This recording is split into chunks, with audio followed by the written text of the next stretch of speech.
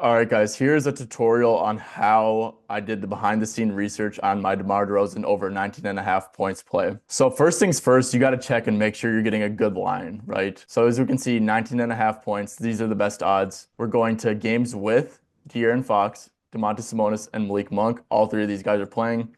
All three of these guys are high usage players that would potentially take away usage from DeMar DeRozan. So as we can see, he's over in 21 out of 33 games. He's averaging 22.3 points per game when all three of these guys play. I'd say that this is a good line. Good hit rate, good average points per game, all that good stuff. So the edge that I had here was head-to-head data from this year, which is important, guys. You should not be using historical head-to-head data most of the time. It is completely irrelevant. But if we look at this year, we click the head-to-head filter right here. He scored 30 points on OKC, and what's important here is that Sacramento lost the game by 21.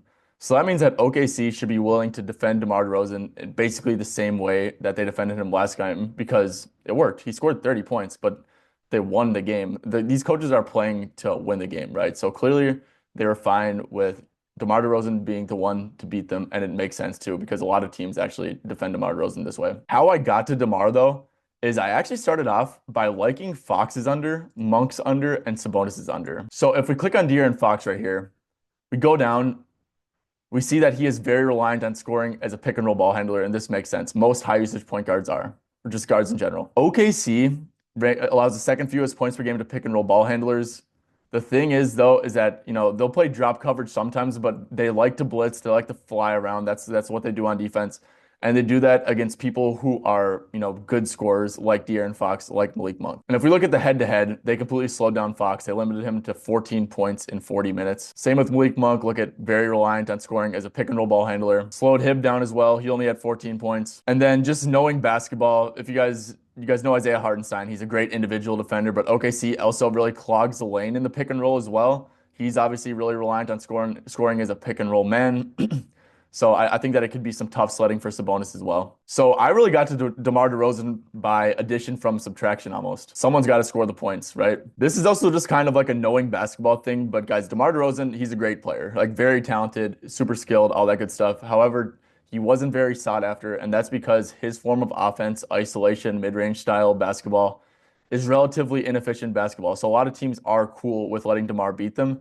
And so that's why I think head-to-head data can be really important with this. OKC made a really strong effort to get the ball out of Fox's hands, slow down Sabonis, slow down Monk, and just like let DeMar mid-range them to death because, like I said, a lot of coaches don't think that that's efficient offense. The last thing that I will say is if we go to an OKC player and then just hit games with and without, obviously we can see that Jalen Williams is out. That's a new injury. Jalen Williams is very important to this team. He's a really good player for the Thunder, obviously. Same with Caruso, he's out. Yes, the Kings are the worst team. They're playing in OKC. We hover over this. We see that the spread is 7.5.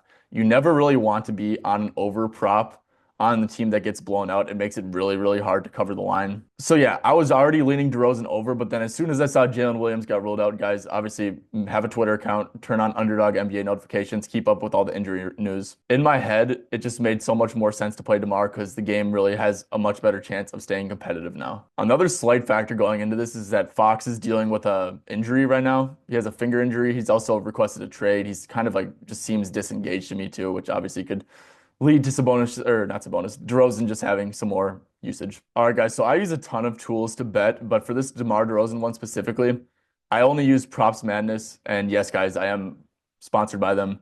I have a code 25% off SB25, and I know, oh yeah, you just want money.